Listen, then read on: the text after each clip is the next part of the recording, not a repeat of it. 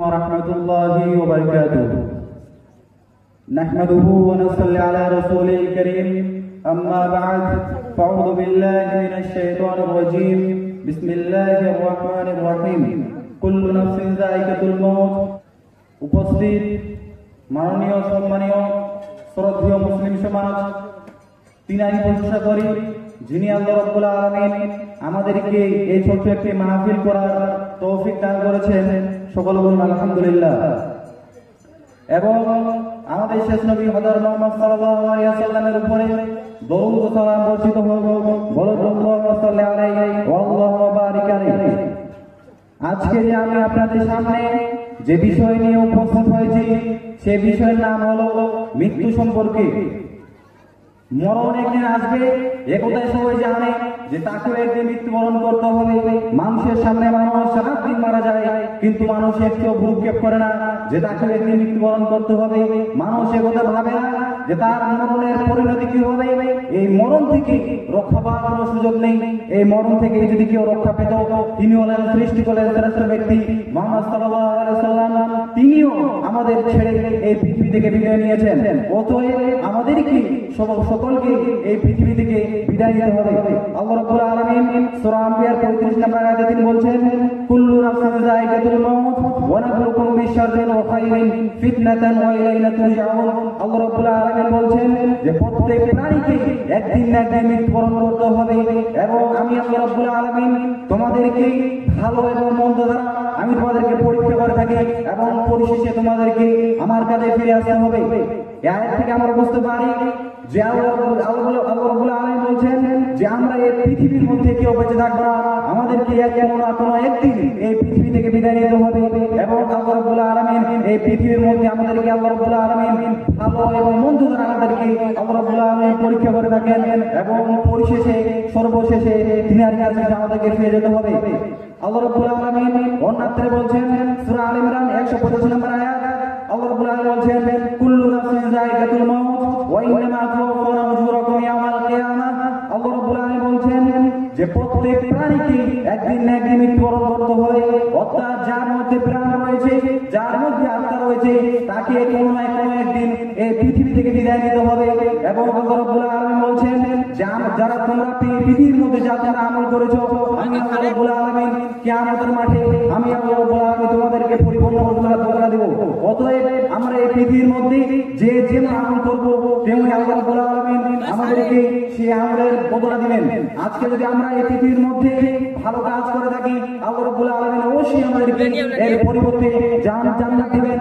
এবং যদি আমরা এই পৃথিবীতে আরাম আয়েশে জীবন কাটাই, আজকে যদি আমরা আল্লাহ রাব্বুল আলামিনকে ভুলে গিয়ে আজকে যদি আমরা এই দুনিয়ার আরাম আয়েশে জীবন যদি কাটাই, তাহলে আল্লাহ রাব্বুল আলামিন আমাদের জন্য জাহান্নাম রেখেছেন। আল্লাহ রাব্বুল আলামিন সূরা ইউনূস 49 নম্বর আয়াতে বলছেন ওয়ালিকুল্লি উম্মাতিন আজাল ফাইজা জাআ আজালুহুম লা ইস্তাখিরুনা সাআতান ওয়া লা ইস্তাকদিমুন। আল্লাহ রাব্বুল আলামিন বলছেন যে প্রত্যেক সম্প্রদায়ের প্রত্যেক মানুষের মরণের একটি নির্দিষ্ট সময় রয়েছে। যখন তার নির্দিষ্ট সময় চলে আসবে, তখন সেই সময় থেকে কোন মানুষ এক সেকেন্ডও সে আগেও যেতে পারবে না এবং পিছিয়ে আসতে পারবে না। অতএব আয়াত থেকে আমরা বুঝতে পারি যে যার যখন মৃত্যুর লেখা রয়েছে সেই মুহূর্তে আমাদেরকে এই পৃথিবী থেকে বিদায় নিতে হবে। আল্লাহ রাসূল সাল্লাল্লাহু আলাইহি ওয়াসাল্লাম বলেছেন যে জান্নাত চায়, যে জাহান্নাম থেকে পরিত্রাণ চায়, তার উচিত সে যেন আকসারুল যিকির, অধিকাংশ যিকির যেন এমন কিছু হয় যে বিষয়ে ভাবলে মানুষের সমস্ত স্বাদ দূর হয়ে যায়।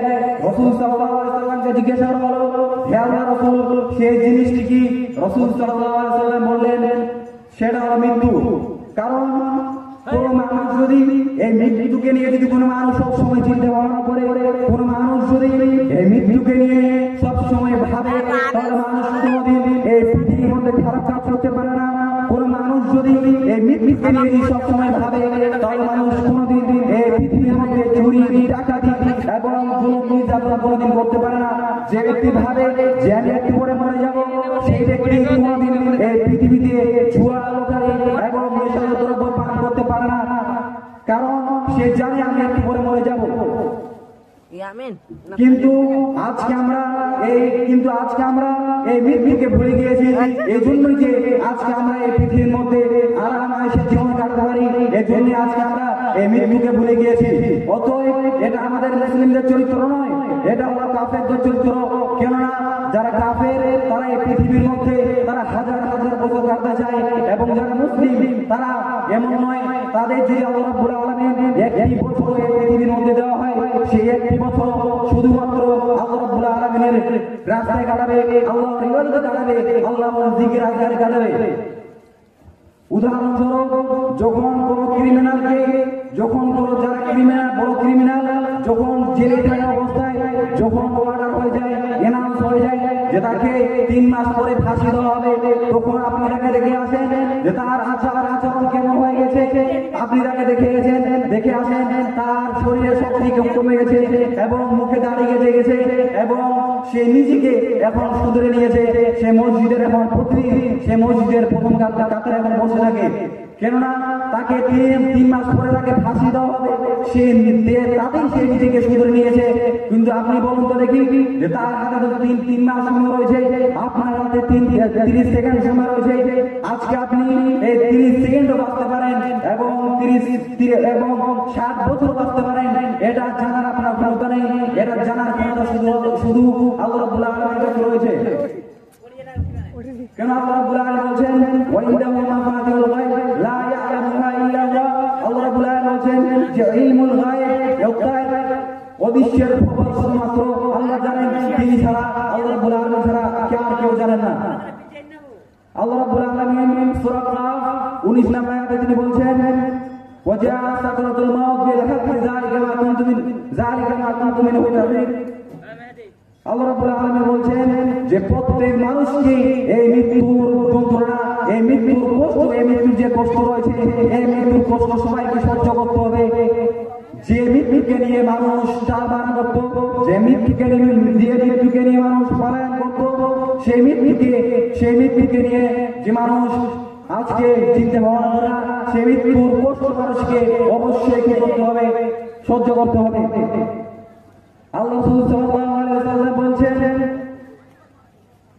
যে যারা এই পৃথিবীর মধ্যে যারা মুমিন রয়েছে, যারা 5 ওয়াক্ত নামাজি, যারা আল্লাহ তার জীবনকে আল্লাহর ইবাদতে সে মজবুত রেখেছিল, আল্লাহ রাব্বুল আলামিন সাল্লাল্লাহু আলাইহি ওয়াসাল্লাম বলছেন যে ব্যক্তি ইমানদার হবে তার নিকট যখন মৃত্যু ফেরেশতা আসবে তখন তার নিকটে সুন্দর আকৃতিতে আসবে।